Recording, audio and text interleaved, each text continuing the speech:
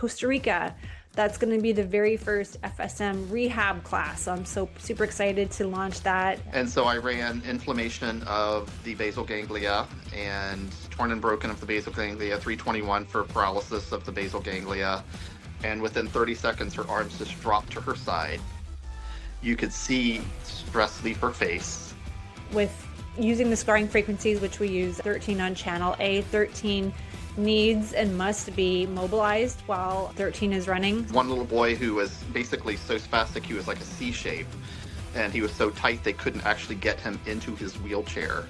Your patients have to be a willing participant in this whole process. It's not just you and the machine versus the patient.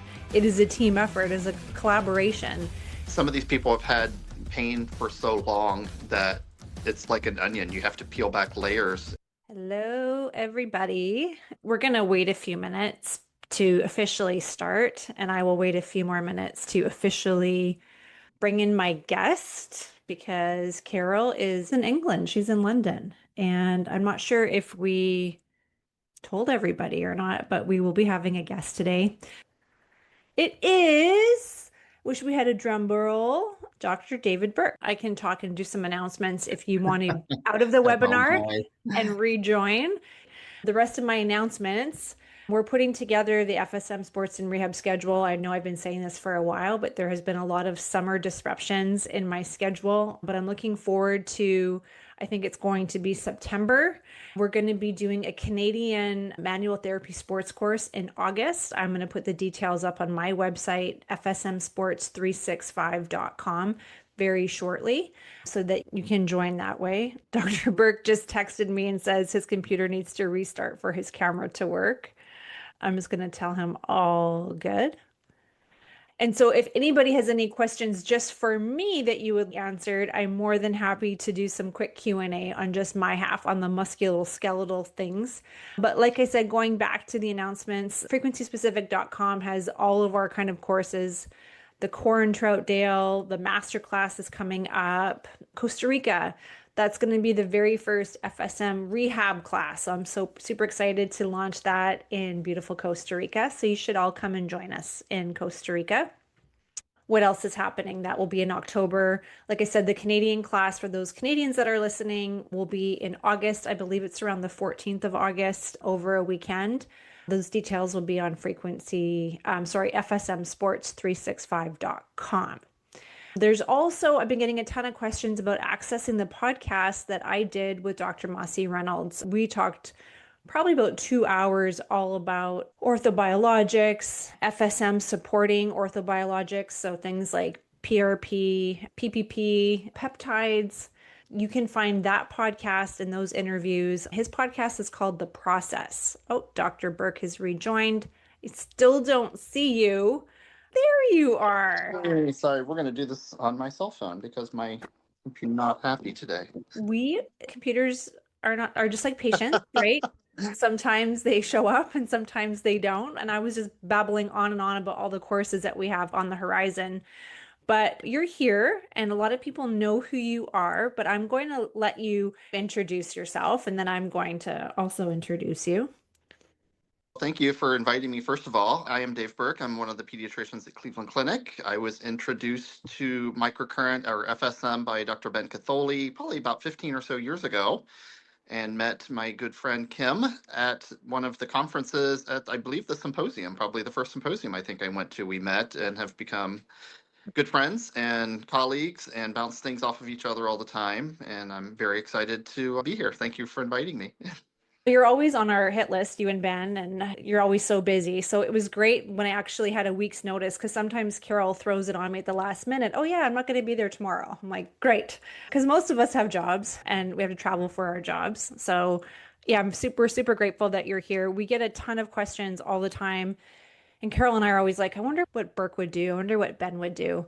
So as a pediatrician, can you talk about maybe, let's just back it up. What was your first introduction to FSM? I don't even know if I know that story. It's actually, yeah. So I work in a little town called Worcester, Ohio, initially, and then we opened up a new practice, a new family health center in Medina, Ohio, which is about an hour south of Cleveland. And about the same time, we were voluntold, Ben and I, to open a pediatric integrative medicine center at the Children's Rehab Hospital in Cleveland, which is a physical therapy based rehab type facility. So we have kids who have had post chemo trauma, we have had car accidents, traumatic brain injuries, prolonged illnesses that need rehab, preemie babies who have a lot of complex medical issues, amputees, so a whole host of different things. And I was asked to come up and do osteopathic manipulative medicine. And Ben and I and Regina Thompson and Jesse Stricker, who are some of our occupational therapists and physical therapists who I have been at the conferences and spoken in the past, used to do group sessions, integrative medicine sessions, and we would bounce things off of each other. And Ben kept talking about FSM, frequency specific microcurrent. And I was like, what is this? And so he finally kind of introduced me to it and says, I'm going to get you signed up for this conference. And he had Carol come to Cleveland, and which is where I met her. And I was blown away by all of the things that she said and started using it on some of my patients and combining it with osteopathic manipulative medicine.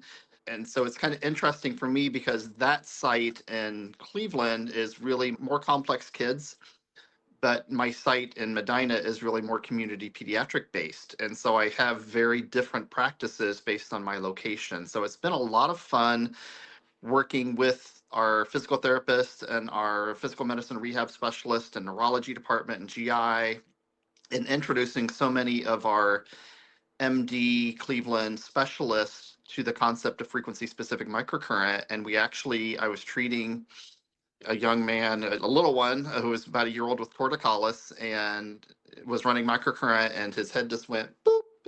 And the mom's, what are you doing? What is this? And come to find out, she is actually a neurologist at Cleveland Clinic who specializes in movement disorders and helped me put together my advanced lecture that I gave in February out in Chandler, Arizona. And Right. she has since gone on and completed her core training. And so by treating her child, we now have her on board as a provider. Wow. And then in my Medina office, I see a lot of things: anxiety, chronic headaches, fibromyalgia, ADHD, some more run of the mill type things that you see in community practice. And so it's a lot of fun doing a little bit of both of those Right. and the resources that we have. And we're actually in the process. One of our nurse practitioners in our psychiatry department is FSM trained and has taken the advanced levels and is a certified instructor as well. And we are putting together an IRB application to do a study on anxiety in childhood Wow. patients with FSM. And so we're putting Wow. together the protocols and working with Carol. And so it's been a lot of fun doing this from my general pediatrics background and doing some things to try to get some papers published. Right, which is what we need. And I think Carol does such a great job trying to bribe people every year to do a published paper. It seems, I know it is, we're in this information superhighway with the internet. And I think having good published papers, published with doctors like yourself, is going to be really important for the success of FSM and the future of FSM to thrive. I think those of us who have been in the trenches with it for a little while know the need for the papers. We know that it works because we see it works. But convincing people sometimes, papers are just always like to just show its efficacy and not just our anecdotal evidence, which is great. I was lucky in the sports field that with elite professional athletes, they don't typically need the peer-reviewed study that goes back 10 years. They just want to know what their competitor is doing and what their Yeah. teammate is doing for recovery, especially. But I'm gonna go back a little bit more with your practice. One of the things that we talk about with FSM is the placebo effect, right? Is it me? Is it my room? Is it we think we're getting treatment? I feel like kids and animals kind of takes away that placebo effect because they're not afraid of hurting your feelings. Right. You'll see it working or you won't. Do you remember a time when you first saw it working, like when you were applying it, not just in a group setting or at a course? Is there? Yes, one of the more fun things for me proving that this works in pediatric patients and not just placebo is working on kids, complex medical history kids. So Yeah. I have a lot of kids who are nonverbal, kids who have spasticity, spastic quadriplegia, cerebral palsy type things, who They don't have an expectation that microcurrent's going to work. They don't know what it is. And so one of my patients was, I think she was 7 years old, and she came to me from Julie Corder, who was one of our nurse practitioners who does FSM in our complex care provider clinic. And she sent me this young lady who has spastic quadriplegia. So her arms, and she just writhes around, and to the point where they have to restrain her in a wheelchair because she hurts herself. She hits herself. She was cutting her legs on the side of her wheelchair, bruises everywhere. And then she has multiple seizures a day and involuntary movements. And the only way she can communicate is by blinking her eyes once or twice, or she can sometimes raise her hand briefly. And this was my first time seeing them, and they were in my office, and we talked to them about FSM and how it works. And I said, she was one of my first patients to treat with spasticity, actually. And she was laying on the table, and I was running 40 for inflammation and 10 for spinal cord from neck to feet, and then 40 and 396 over her sciatic nerve area. And I was also running the concussion protocol. And she was writhing around. And then as soon as I ran those, I also was looking at her MRI as I was starting to do that, and I could see her relaxing, physically relaxing, and she's getting sleepy as you get the dude effect, as Carol calls it. And mom's, what's going on? Why is she? And so she said, hey, do you feel good? And she blinked, yes. And she said, are you relaxed? And she said, yes. And she says, does anything hurt? And blinked twice for no. And I was like, oh, wow, she knows what's going on, but she's still writhing around. And I was looking at her MRI, and I saw that she had a perinatal stroke of her basal ganglia, which is one of the centers of your brain for spasticity and is also active with things like Parkinson's. Yeah. And so I ran inflammation of the basal ganglia and torn and broken of the basal ganglia, 321 for paralysis of the basal ganglia. And within 30 seconds, her arms just dropped to her side. You could see stress leave her face. Yeah. And mom was like, what's going on? And I was like, this is the part of the brain that controls her dystonia. And and it was so quick. And at that point, I was like, okay, this is not a placebo, because she has no idea what I'm doing. She doesn't know what the basal ganglia is. Right. She's Yeah. pretty much non-communicative other than very simple responses.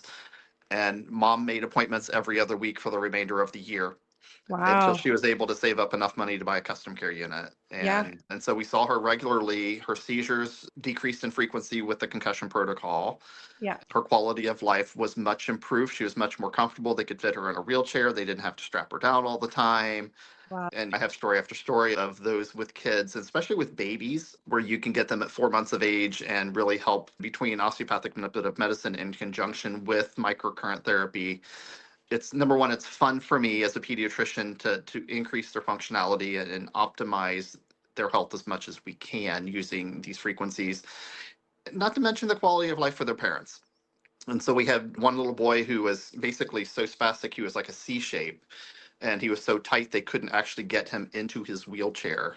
And Keith Phillip was one of the physical therapists, and he has spoken at the symposium on spasticity with this particular patient and talked about how by doing myofascial release while running FSM 8110, increased secretions of the spinal cord, again, basal ganglia, and just muscle relaxation type things, he was able to fit comfortably in his wheelchair and go to school. And he had a little girlfriend that sat next to him, and he would just sit and smile at her, and it gave mom a break that she much needed to get basic grocery shopping done and laundry done and time for herself.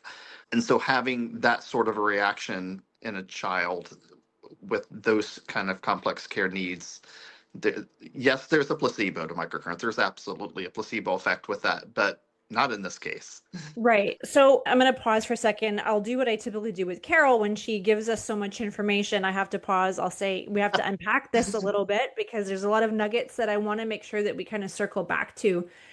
We say it time and time again, like FSM is the best adjunct out there. And I think we have to just kind of keep repeating that. It's not a magic box with magic frequencies that comes pre-programmed that we plug in and we expect everything to just magically go away if we sit with frequencies. The information that we tell the machine to do is very important, the hypothesis that we cultivate, and then coupling that with something, with movement, with myofascial, and there's so many techniques out there, and I don't discriminate against any of the myofascial techniques out there. I have a certain way of treating that I teach in the sports rehab course, because I've learned as a manual therapist, when you are using FSM, you have to slow down. You have to listen to what the tissue is telling you. You have to look for those objective changes. Yes, the dude effect is great. And I think we typically see those, the speech slows, their face, their expressions soften, heart rate goes down. Those of us who are monitoring something on a diagnostic ultrasound or MRI or even a heart rate monitor, we start to see those signs of just relaxation. And that in itself, like, sometimes we expect for the big miracle to happen, right? We expect the swelling to go down. We expect the bruising to change. Those first initial signs that something is happening, I think we need to, as practitioners, need to slow down and be mindful of, because those are our objective findings that something is starting to happen. And we want to keep those patients in that dude effect sort of state neurophysiologically. And then mechanically, those are typically our signs that the tissue is starting to change. And we get those, yes, it's smush, but we call it, we're big grown-ups now. We can use the word thixotropic changes in the fascia, perhaps, where things are softening. So when you have a child or a baby, I think sometimes we can rush through treatments, and FSM, it gives us the ability and the permission to slow down and to watch for those subtleties that happen. And I think those of us who are, when I watch you treating people at the advance, when I see like Eduardo, when I see a lot of people that are good with their hands, like the first thing I see everybody do is like they settle before they put hands on patients, and then they just take a breath, and then you just are present with that patient in a different way. Totally agree. I always try to ground myself before I start. So a lot of times I'll put my hands on the table. I make sure my feet are on the floor. I am grounded. The other thing I do is I mentally prepare myself for what may happen to me during the treatment. Because those of us who do manual therapy, energy work, Carol talks about when she treated the patient with TTH and how the energy was kind of coming off of her, and that's a real thing, and those things can have effects on us. And I've had to leave the room a couple times with vertigo, or have to kind of Right. grab onto a water faucet that I know is grounded to keep myself or block other people's negativity. And so I think it's very important for me to say, I'm not accepting anyone's energy. I am grounded. I'm here and I'm present so that I can feel this tissue. I can help this person. We have a connection, and it allows me to palpate better. It allows me to feel the resonance of the frequencies. And I Yeah. and I being able to explain to my patients that, hey, did you just feel that shift in that tissue? Because a lot of times they'll feel it and they're like, oh, you felt that too. It gives you street cred with them that, yes, Yeah. I can actually feel that resonance. I can feel that loosening up. I noticed that subtle change. And so it helps them understand the process, and it helps them believe and accept the energies also. Because a lot of times by the time they come to you or I or Carol, patients have had a lot of things done. Right. And so for them to be able to validate their pain, yes, I can feel that this is really tight. I can feel this restricted motion. I actually feel nauseated when I touch your stomach because your Yeah. vagus is so wound up. And so being able to put your hands on them and give them that information with very little history sometimes it makes them feel validated. It's huge. I was always under the impression that people had to be dwarfed and they had to have X, Y, and Z happening to them for the frequencies to be effective. And we know that's not true. They don't have to feel floaty or stoned or that dude effect. So that's something that I try to explain also, especially with my athletes who come to me because some of their teammates have come to see me and they're like, "Oh, I'm going to fall asleep, right? I'm going to feel high when this is running." I'm like, "Not necessarily. Some people feel relaxed and some people don't, and that's okay too." What we're looking for sometimes is the pain reducing? Do we get more range of motion? Sometimes it takes a few treatments for that person who is maybe super sympathetically driven or not in their body to get in their body and ground themselves in order to feel the effects. I've had that so many times where patients are like, "You know what, I didn't really feel anything the first couple times, but man, today do I ever. And sometimes it's part of them letting their guard down and their resistance down a little bit. Yeah, and some of these people have had pain for so long that it's like an onion. You have to peel back layers. And so maybe the first time you're in concussion protocol, it wasn't a significant difference because they didn't allow it. They didn't allow themselves to feel better. Right. But I'm not worse, Yes. but I feel less anxious. Maybe it's doing something. So they have to get past the skepticism for for themselves to be able to accept the frequencies. Right. And I think that's a huge part of it is too, is the trust in you as a provider and also allowing themselves to have the opportunity to heal. And sometimes they have to kind of deal with some things first. I think these are things for the practitioners that are listening that we have to remember because sometimes Carol will say, "Oh, it just wasn't that hard," or "That was a slam dunk." Or sometimes I'm guilty of that too, saying that's a really easy thing to treat. And it is for some people, but your patients have to be a willing participant in this whole process. It's not just you and the machine versus the patient. It is a team effort, it is a collaboration. And sometimes as much as your Carol, what does Carol say? Something about good intentions, or you can't want it more than the patient. And that is a definite hurdle that I have to overcome. I want to fix people after one treatment. And Absolutely. And when you have patients who have been through a lot, some patients don't want to get better. yeah, But sometimes, especially in pediatrics, their parents want this to work. Their right, parents want them to have this, and they don't want to do it. They don't want to be in your office. They don't want to talk to you. They don't want your hands on them. right. And I feel like I'm treating the wrong person. Yeah, Maybe it's the parent that needs the treatment so that the child can get better. And I do not force teenagers to get treated if they don't, or badly acting children that are fighting me. I'm like, this is not going to work. If yeah, you're not accepting the energy, if you don't want, first of all, if you don't want it, it's not appropriate for me to do it. And so I think consent or assent is important, even for yeah, pediatric patients. So right. Yeah, that's a really important nugget. We have so many things to get through today, but I think circling back to what we realistically see in the clinic is an important thing to go back to because we all put you on a pedestal. And so sometimes I think it's helpful to hear Dr. Burke didn't fix that person or Dr. Burke came into static. I think about that with Carol. Like when Carol said, I don't know what to do next. I would have done everything that you just did. So it's not a slam dunk a lot of the times is what I want to yeah, circle back to. Okay, we do have a couple questions. Normally, I try to check in here and there, so I'll just kind of go through our list as we get it. Leaf says, "Hello, Dr. Burke. Any updates on spina bifida success stories?" actually, I just saw Hope this week. She was one of the ones with spina bifida who had the in utero correction Yeah, and kind of was lost to follow up for a little bit because she had tethered cord surgery when I was overseas working. And so I wasn't able to do tethered cord FSM on her because I didn't know that this was a problem. But she is doing fantastic. She is walking, she is eating, she is making developmental milestones, and she is starting kindergarten this fall.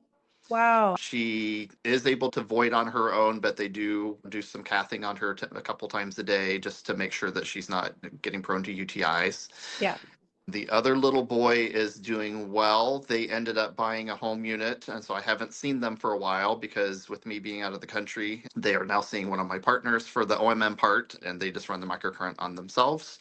And so I presented a case not of spina bifida, but of a young lady who had transverse myelitis in spring, and she's doing really well with the spinal frequencies. That we did the individual lumbar and sacral frequencies with her. Her spasticity is improving, and yeah, so it's been a lot of fun treating these kids who had spina bifida but had early intervention. I've not had the same results with kids who did not have the surgical correction in utero because, okay. as Carol says, once that tissue's lost, you can't get it back. Yeah, We've had really good results with like wound healing with decubitus ulcers and things like that using FSM on some of those yeah, patients who are wheelchair bound. So that's been fun. yeah.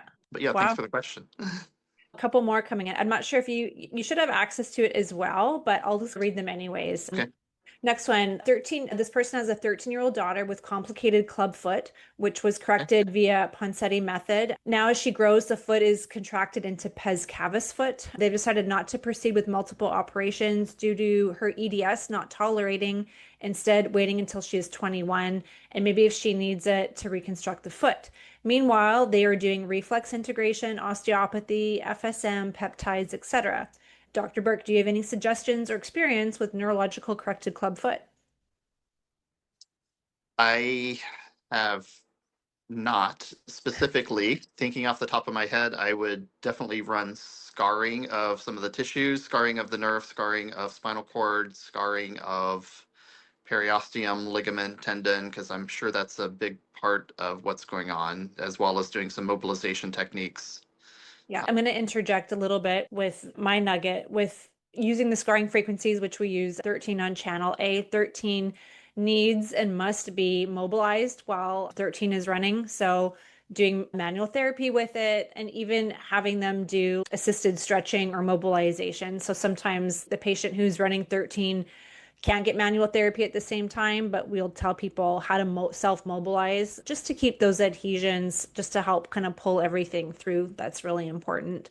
What about using Vitality or 124? Every time I think of 13, I think of what's in the front and what's in the back of that frequency. Absolutely. I used to never use Vitality. Because I wasn't using it appropriately. And I think you and I have had this conversation as well as Dr. Katholi and Carol. We didn't realize when we started that Vitality was a time dependent channel, Yeah, and I saw I was only using it for a minute or two to round out the treatment, kind of running 40 and 89, so yeah, of the yeah, midbrain, balancing that out. yeah. And I would start it on somebody, and somebody would knock on my door in my office. I'd walk out, and then 10, 15 minutes later, that patient's been running that. They're like, "Wow, whatever you're running on me is really helping." And I was like, "Really?" Because I never really used this very much. I actually started removing it from a lot of my Yeah, protocols. And now that I'm realizing that it's time dependent, I'm using that a lot more than 81s even for a lot of tissues, because I feel like it's a gentler totally. um, increased secretions kind of modality, or just a general tune-up. And Yeah. I've been having some fun with it lately. I totally agree. What was the other one that you had mentioned? 1-4? 124, yeah, because I think if Yeah. something adhered, there was some sort of either 124, some sort of tearing or some sort of trauma beforehand, 94 to 94. Sometimes I just think why, yes, 13 is working. That's great. There was scar tissue or adhesions, but how did it get there? Was there a trauma beforehand? Was there paralysis beforehand? Was something stuck and then it adhered? So then I go back and use 321. So I'm just really starting to rethink my philosophy sometimes with the frequencies and not just get caught up in, ooh, this is working. And then kind of getting a bit greedy and thinking, why is it working? What's, how did the story get to this point? And then trying to go back a little bit more. Agreed. It's not uncommon for me at all to get my Netter Atlas out and Yeah, here's the area that I'm working on. Here's what I'm feeling under my hands. What exactly am I feeling? What could be affected here? Is there scarring of fascia or connective tissue that's impinging this nerve that maybe I need to treat that too? I can't just hit scarring of the nerve. I've got scarring of whatever happens to be involved. And I think was it you that were talking about treating the fat pad? I have taken so many messages from that lecture that you gave in the advance, and I never treated the fat pads of the knee. I never treated the ones from the neck, for the opening of the skull. right. And it's been amazing running that. And so thank you for that. And just to put out there again, you can never hear somebody speak too many times, because you've already said that was a lot of information, Dave. All of these talks are a lot of information, and sometimes you kind of have to break it down and be like, okay, I didn't hear her say that before, but I heard it now. And it's been a lot of fun to kind of go back and listen to you and Eduardo and people kind of talk through their thought process. Yeah, I think that's one of my favorite parts of going to the advanced is maybe you're not learning new frequencies. Anybody could look that up, but it's just hearing how did somebody come up with that pattern of frequencies? Where did that thought process come from? And we have so many different backgrounds and people see so many different types of patients. But that's how our knowledge and our little bank kind of grows, is just hearing how people are using it and why, like how and why did you come up with that? I think about that every time Carol talks, is how did you get there based on how that patient presented? We are very just so lucky to have the people doing FSM that we do. So Renee, hopefully that kind of gave you some ideas. I'm going to keep going here. Dr. Burke have any recommendations of a journal to publish a paper addressing FSM treatment in a case of a 16-year-old after scar tissue and neuropathy from a neuroblastoma wrapping around the spinal cord from surgery on the individual as a 9-month-old baby? Wow. Wow, that's amazing. Yeah. You guys, the two of you guys should talk. Yeah, you maybe send me an email to Burke, Burked at ccf.org, and we can maybe talk about that a little further. Journal of Neurology, Journal of the American Osteopathic Association. I know that there are like pediatric hematology, oncology journals, and I think it's a lot easier actually a lot of times to publish some of the things online instead of the actual written journals. They a lot of times will go through a lot easier, but I actually want to hear that. Yeah, I So know. that sounds great. Suzanne is a regular on our webinar here, and she has some amazing questions. So, Susanna, that's amazing if you're a part of that. Another question from her: have you successfully treated patients with charge syndrome? This is a 14-year-old child of one of my clients, and she's unable to stand or walk and is missing vestibular cochlear nerve on one side. Oh, did you freeze? I think Dr. Burke froze, or did I freeze? Oh, there you are. There we go. Um, Sorry, I was getting a call on my phone and I oh, lost you for a second. So I don't know if you heard the question. Charge syndrome, 14-year-old child of one of her clients, unable to stand or walk, missing vestibular cochlear nerve on one side. Ooh. Unable to stand or walk due to the vestibular issue, That's what I'm hearing, using. or is it more of a weakness type thing? I'll see if she replies, Suzanne. If you can reply in the Q&A a little bit more details, that would be great. Renee, who's talking about the Clubfoot, she wrote, oh, wow, this helps so much. Appreciate the tips. Any cautions around having a metal plate and screws? Are there frequencies to avoid because the metal in her foot? She seems to tolerate FSM well compared to TENS, as TENS heats up the metal a lot. So I have a couple things to say there, but FSM is totally safe with anything that's in the body, pins, plates, screws. And FSM is a lot different than TENS as far as how much energy is going into the body. So we are under, remember, anything under 500 microamps, which is where we hover, helps increase ATP. TENS devices are much, much higher and they will deplete ATP. So there's that. So yeah, Renee, you don't have to worry at all about pins, plates. Should be totally fine. One person says, can you give your email once again a little bit slower? Yes, absolutely. Burked as in David at ccf as in Cleveland Clinic Foundation.org. Perfect. Thank you. Now everybody's going to be emailing you all their questions all the time, but you can siphon through that. So don't overload Dr. Burke's inbox, please. Suzanne asked or wrote, not sure. She has not seen the child. She gets the impression they put it into the lack of cranial nerve. So this is the patient that has the vestibular, or sorry, the missing vestibular cochlear nerve. Okay. That's an interesting one. Yeah. Running concussion again with the 94 taken out. And then some of I don't have them in front of me right now, but running the cranial nerves might be interesting, Yeah. or treating the part of the brain where that comes from, where it originates. I've had some pretty decent results. I have not specifically treated this particular problem, but I have been having a lot of fun treating some of the cranial nerve type stuff, especially the vagus, glossopharyngeal, trigeminal. So if I think it would be fun just to see if you could treat the energy of it. Are you using the individual cranial nerve frequencies that, because I know they were not on the laminate for a little while, and I think Carol's Yeah, finally there were coming some. around. Carol put them in the advanced last time, and then there were some that were posted on the FSM Facebook page a while back, which are actually different. And I've played around with a lot of them and had some pretty good results. And Carol did a pretty good job of highlighting the ones that she's played with. Yeah. But that's been a lot of fun actually playing with those and running 40 or 81 or torn and broken, or even treating the part of the brain where they originate to see. Yeah, that's really interesting. I think, again, we talk about you can't put back what's gone or what's not there. And then sometimes you just have to think about how can I best support that environment? If I can't grow back cartilage in a knee, or I can't, I don't know, grow something that somebody wasn't born with, how can I best support that environment so that the at least the neighborhood is happy? Maybe the house can't be rebuilt, but the neighborhood can be more conducive to a friendlier environment. Strengthen the walls around it. Exactly. Yeah, exactly. And I think that's where 49, we talk about the difference between 49 and 81 on channel A, vitality versus increased secretions. There's a lot of times where sometimes we have that caution around 81. Do I really want to increase the secretions? If this secretes something, what does it secrete? 49 can be, and if you're hesitant as a practitioner, that is going to come through in your treatment. So I love 49 because who doesn't and what doesn't need vitality? I think it's such a, if I think about 81 as the fire hose and I think of 49 as my little sprinkler wand when I'm just watering my flowers. And if 49 works well, then great, maybe we can try 81, or maybe we don't even need 81 because maybe 49 is enough. So I think there's an alternative there that sometimes we don't appreciate. And a lot of these nerves have branches from other nerves that kind of ride along with them that sometimes can pick up some of the work. Yeah. Go to play with and hear back.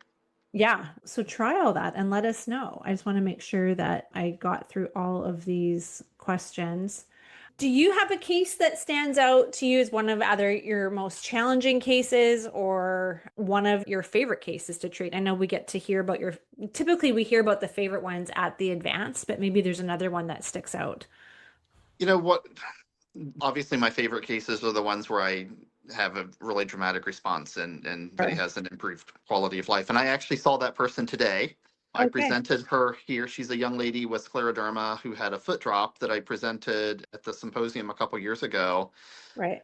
And I see her regular. She has a custom care unit at home. She also has an eye care unit that she uses for car and work and things like that. And unfortunately, she had a labral tear that was treated incorrectly and ended up having more surgery. And I've not seen her for 6 months because I was working overseas and our schedules didn't match up. And so she came in, she texted me and said, "Hey, my abductors aren't firing and they've pretty much given up on me," was her response. And she goes, "And I don't know what to do."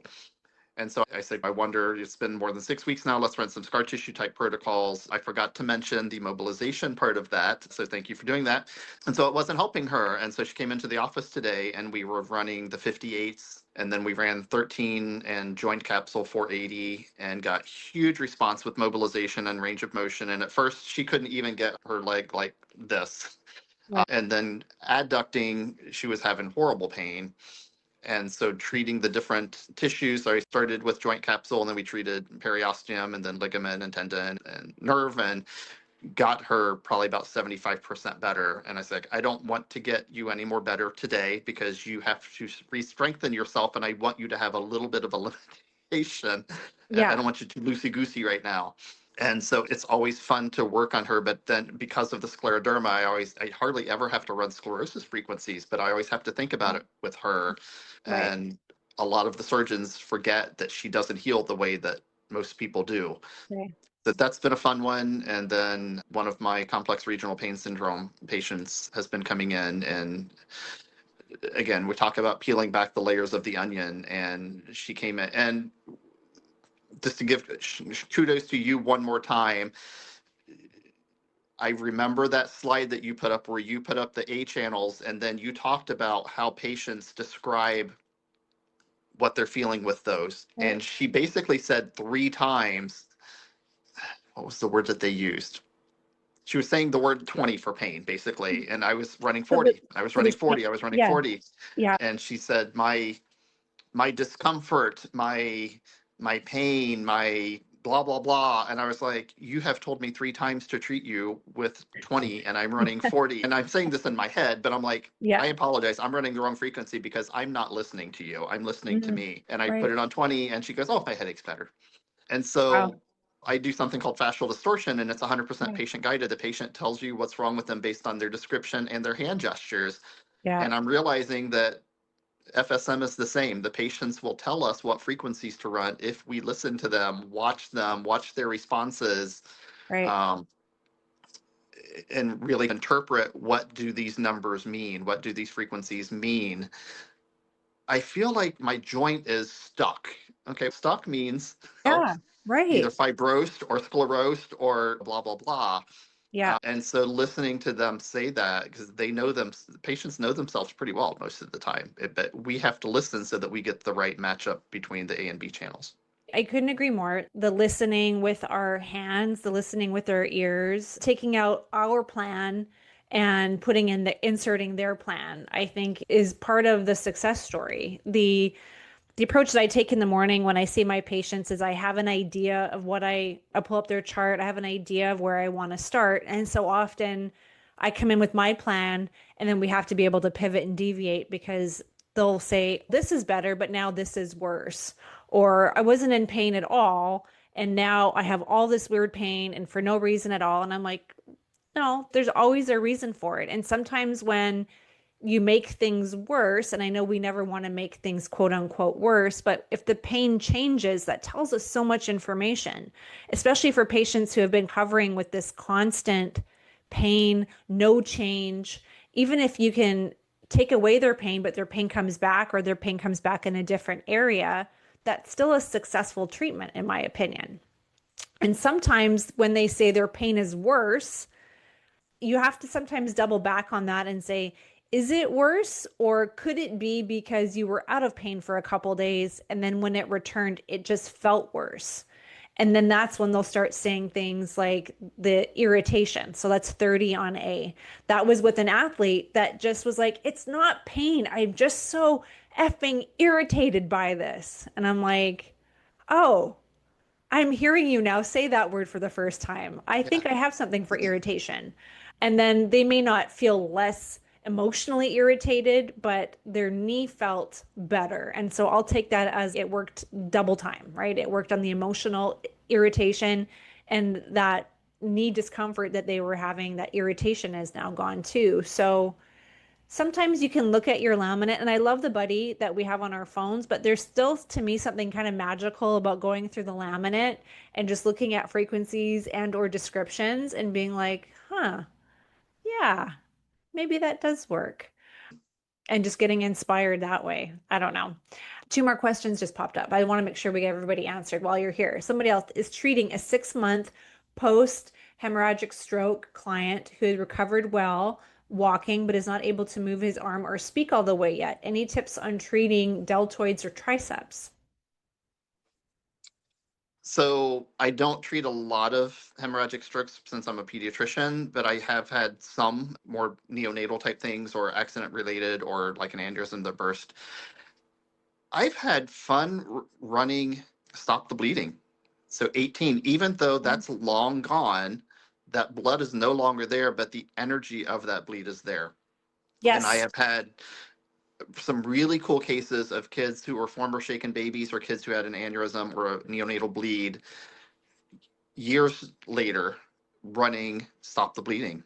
And it right. helped with spasticity, it helped with muscle tightness, and then running scar tissue of the parts of the brain where that occurred, vitality in parts of the brain where that occurred, and even increased secretions if it's safe. No, stay in your lane. So treat what you're qualified to treat because you don't want to increase secretions of things that you don't know what they do. And I'm Yeah. guilty of that as, oh, it says blah, blah. I'm like, what's this part of the brain do again? I don't want Yeah. to. So you got to be careful with that. And then again, mobilizing the tissues while you're treating those sorts of things too, just to kind of make that body part brain connection stronger, because sometimes there's a disconnect between what's going on up in your brain and what's going on in your shoulder. So kind of letting the body know, hey, I'm here, that Yeah. can be fun. Yeah. Have you The had similar experience with the 18s? That's, I saw you nod your head with that. And I was, Yeah, yeah, and I'm so glad that you say that because I feel like this has been something that I had recently just put in the rehab course because I was also under the impression the 18 on channel A bleeding or hemorrhage was something that we used exclusively in an acute setting, but works really well in an acute setting. However, I've also used it in a chronic case where I couldn't figure out why the scarring or the adhesion kept coming back or it wouldn't dissolve all the way. It was like a literal, figurative, and literal sticking point that I was like, what is happening here? And then again, I tried to unpack it. How did this happen? There was an injury. She talked about the biggest bruise she ever had, and then that caused the adhesion. So when I think about the biggest bruise, I think of hemorrhaging. And even though it was like a year after the incident, I tried, if it bled, maybe that's still, like you said, that energetic signature that gets left behind. Maybe that's where we have to go back. And wouldn't you know it, running 18, and it was blinded because this person had seen me for quite a while and was very sensitive to frequencies. And so when I would run things, she'd be like, "Ooh, I feel that working," or "I don't feel that one." And this was that instant kind of euphoric, "Oh, that feels so good." And I was like, "Really?" So since then, and it only takes an N of one in my mind if it worked on one person. So I do think about now 18 bleeding in chronic conditions, or just in a situation where it wasn't super acute at that moment. It had happened a while ago. And that could be, when I talk about going back, why is the adhesion there? Was there a tear before that, or was there, and again, some of these phrases these osteopaths in the 20s use, they're so dramatic. It wasn't hemorrhaging, right? It wasn't paralysis, but something bled once at one point, and then they stopped moving it, right? So that's 18 on A321, and that to me just makes good sense of how an adhesion could form. Yeah, it's been fun kind of doing that. And I haven't used it a lot. One of the ones that strikes out to me was I had a young boy who was a hemiplegic from a former shaken baby, lived with grandma. And for some reason, I ran 18 and that part of the brain, and his arms went down to his side. He got stoned, and Yeah. he jumped down off the table, which he doesn't jump. And he hugged grandma with both arms, which he couldn't do before. And then Oh, he ran down the hall and gave my nurse a high five. And the grandma was just crying. She was just yeah. standing there crying. And I was like shocked. I'm like, what did I just do? And so it's having those are things you don't forget when you see No. something like that. So it was a lot of Yeah. fun.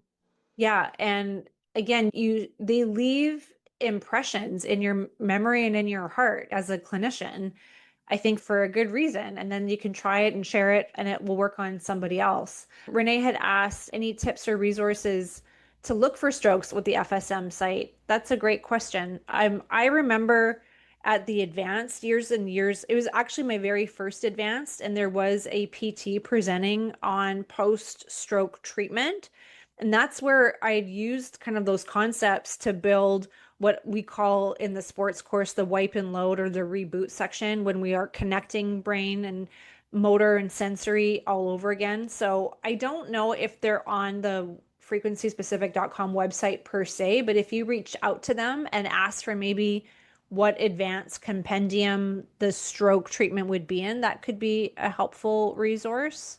I don't know. I also don't treat strokes. I couldn't tell you, but it would be an advanced educational sort of nugget.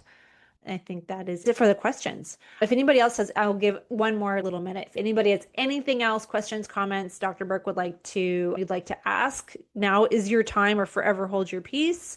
Yeah, do you have any things that have you been? So I'm going to ask you what I started asking Carol our very first podcast. So this was my plan. You're going to a deserted island. You could only bring 5 A channels and 5 B channels on your universal microcurrent device. Oh, I know it's a tough one. I need 5 A channels. 40, Yep. 13, Yep. 81. Yep.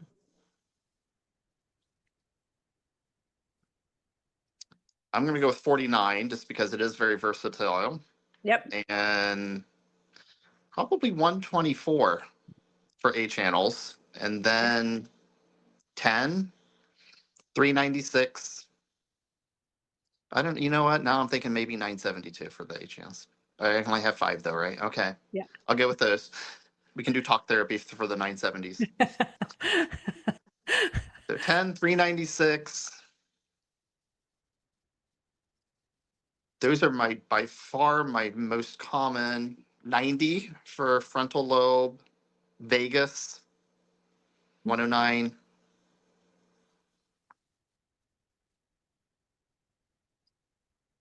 62 for blood vessel and muscle. Well done, sir. I might see your channels and raise you. So my A channels are very close to yours. I'm going to do trauma because I'm thinking on that deserted island, I'm going to fall and it has to suffer some physical and emotional distress. So trauma is going to be 94 or 294. I'm not sure. They come together. Trauma is coming 124 for sure, torn and broken because something's going to tear and break.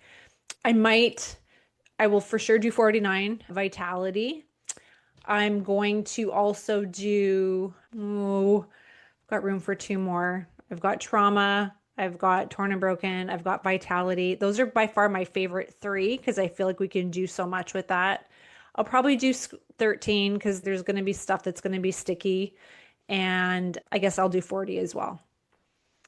My B channels, 142 fascia, because the more I'm learning about fascia, it's freaking everywhere. So I feel like that might be like my number one, cast a wide net. So fascia for sure, 142.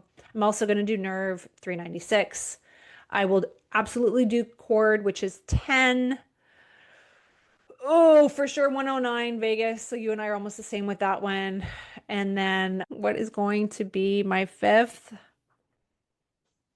I don't know. You did a brain part.